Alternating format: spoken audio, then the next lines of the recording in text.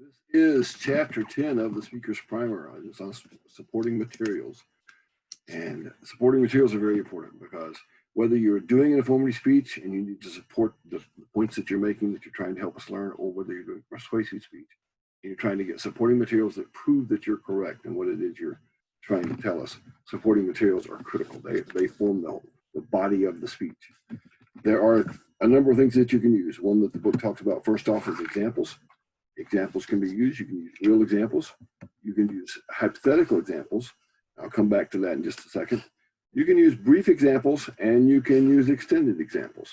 Now, let's talk for a moment real examples. One of the most powerful things you can do is talk about real examples, especially if they're real examples that involve you, that are part of your life, or that are important to you, and then that comes across to the audience. You can also use hypothetical examples. You don't want to start off telling us a story as if it was a real example, and then after we're emotionally involved with the characters, tell us that it's a hypothetical example after that. How do young men do that? How do young men do that in class? A very good story. We're all kind of listening and we're hanging on every word.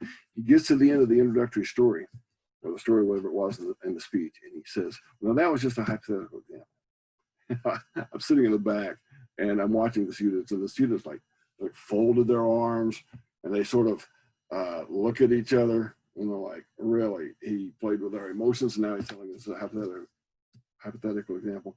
They were done listening to that speech. That was over. Can't do that.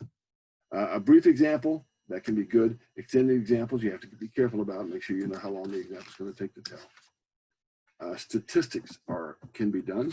There are a lot of different kinds of statistics you can talk about. The mean is just the average. The median is the middle number of a group of numbers. The mode is the most frequently occurring number. And of course, anytime you're looking at a survey, you need to look at standard deviation, because someone can tell you, well, the president or the vice president, whoever this candidate or that candidate for president has a commanding lead. If you see a newspaper or you see a news media source that says something like that, and then as you look at the numbers, you see that the percentage difference is within what's called the standard deviation. The standard deviation is that amount that the survey could be wrong. In other words, if it's plus or minus 4%, and let's just say, for example, it says, well, 52% of people are going to vote for this candidate and 48% are going to vote for that candidate, and it's plus or minus 4%. Well, then statistically, it's a dead heat. It's a tie. And so, but sometimes when someone's wanting to paint a scenario in which they're trying to help you think that this candidate is likely to win, they will actually say things that are not actually representing the statistics. Be aware of that. Testimony, there's expert testimony. There's peer testimony. We'll come back to that in a second. And there's what's called prestige testimony. This book doesn't mention it, but there's peer testimony. That's your fellow student maybe sitting in the audience, or someone that we all know. It won't necessarily prove that it's true, but if you mention someone sitting in the audience thinks this, it lends credibility if we think well of that person. The expert testimony, the New England Journal of Medicine says, Dr. Fauci, Dr. Birx, I think her name is, the Surgeon General of the United States, the head of the Center for Disease Control. A lot of those people have been quoted a lot lately in regard to COVID-19. But those experts, that lends viable credibility and authority to your speech.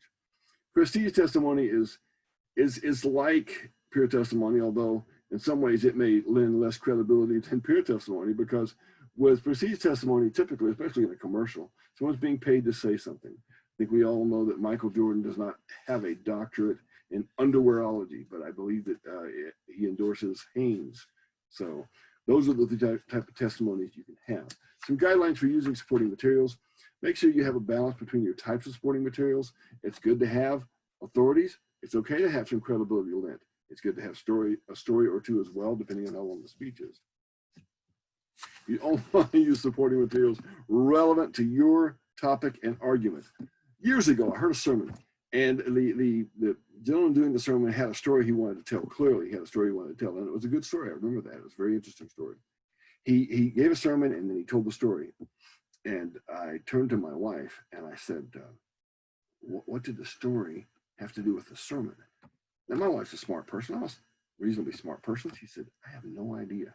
We looked up and down the aisle and other people were whispering to each other. Clearly, bunches of people did not know what the story had to do with the sermon. You can't do that. It really just derails what it is you're trying to do. Make sure you stay focused when using examples. Choose the type of testimony to use based upon the goal you're trying to achieve. You also have to use supporting materials ethically. As you do research, you can't just ignore research that you find. That's not how you do research. That's the purpose of research, is to help you learn more about your topic so that you can speak with authority on it. That is the end of chapter 10. It's posted, and I'll go to chapter 11.